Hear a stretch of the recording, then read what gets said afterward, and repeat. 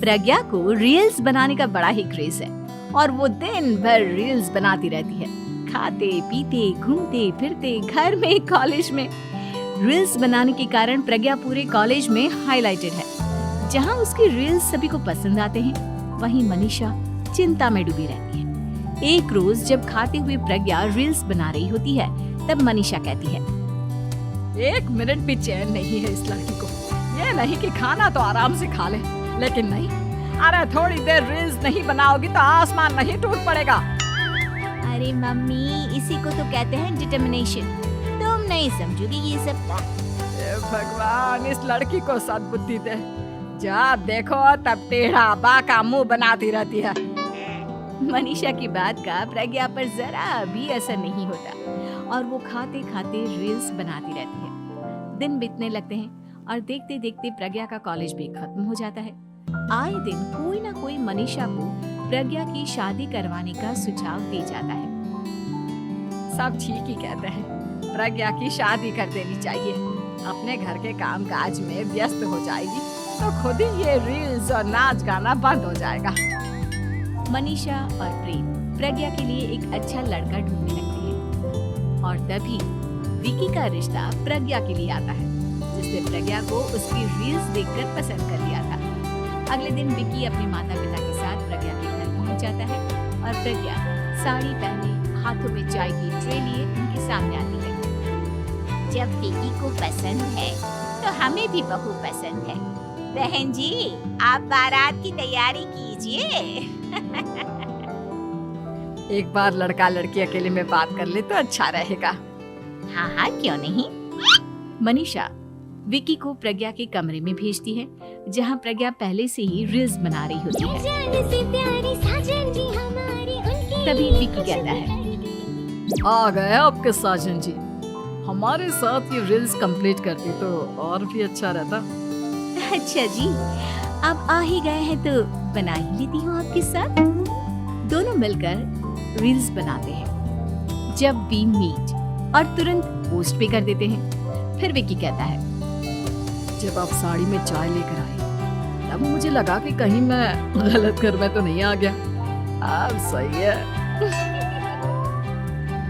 दोनों की शादी पक्की हो जाती है और शादी के दिन भी प्रज्ञा रील्स बनाने से चूकती नहीं।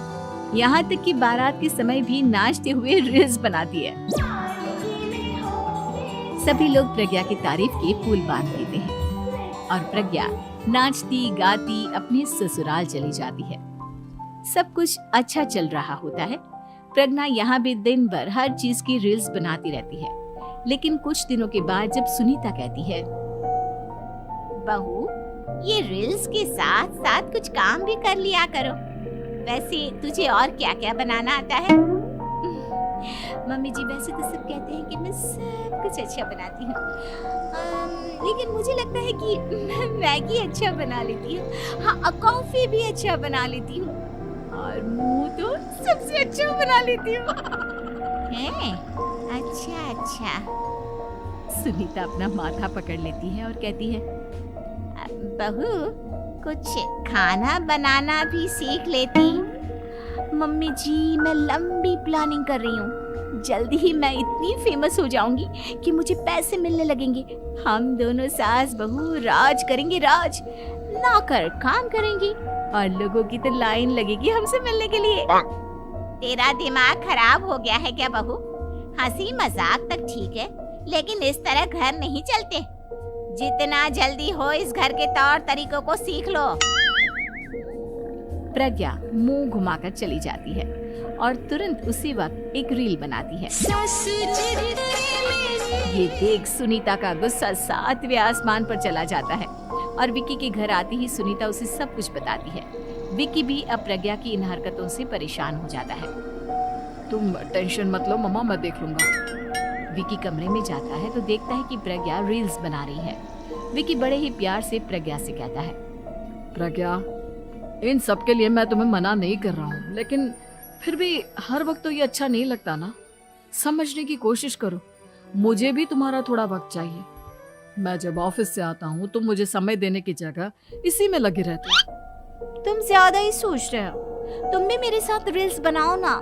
तुम्हें भी बहुत अच्छा लगेगा। तुम्हें इज्जत से कोई बात समझ में नहीं आती क्या?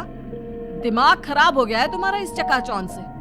अगर तुमने अपना रवैया नहीं बदला तो मैं तुमसे दूर चला जाऊंगा।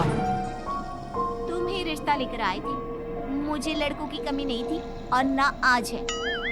विकी दरवाजा पटककर चला जाता है। धीरे धीरे विकी प्रज्ञा से दूर होता जाता है। एक रोज मनीषा प्रज्ञा के ससुराल उससे मिलने जाती है।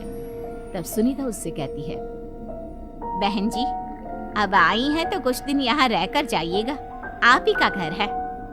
हाँ मम्मी, बहुत दिन हो गए तुम्हारे साथ एक भी रील नहीं बनाई मैंने। प्रज्ञा तुरंत अपने फोन में रील्स ऑन कर लेती है। ये सब मुझसे नहीं होगा। तेरा ये भूत अभी तक नहीं उतरा क्या? बहन जी, आप कुछ कहती नहीं क्या इसे? जब आप ही कुछ नहीं कर पाई तो मैं कर ही क्या सकती हूँ। सास तो वैसे ही बदनाम है। शाम को घर की लाइट चली जाती है और मनीषा प्रज्ञा से कहती है, मेरे घुटनों में बहुत दर्द हो रहा है, तू लाइट का कुछ इंतजाम करना बेटा। अच्छा, कैंडल जला देती हूँ मम्मा। प्रज्ञा गाते हुए कैंडल जलाती है और खिड़की के पर्दे के पास रख देती है।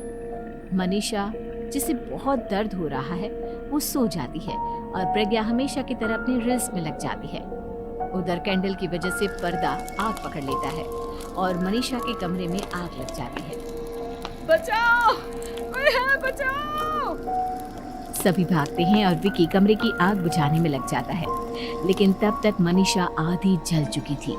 मनीषा की हालत देख प्रज्ञा रोने लगती है। विकी मनीषा को तुरंत हॉस्पिटल ले जाता है और उसे एडमिट कराता है।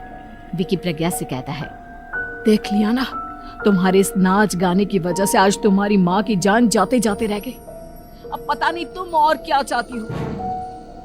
उधर डॉक्टर कहते हैं, इनकी हालत बहुत नाजुक है, आधे से ज्यादा जल चुकी है। प्रज्ञा रोती हुई मंदिर में जाती है और भगवान के आगे जाकर कहती है, भगवान, मेरी माँ को ठीक कर दो। मैं कसम खाती हूँ, हाथ से ये रील्स बनाना छोड़ दूंगी। बस मुझे मेरी माँ वापस मिल जाए।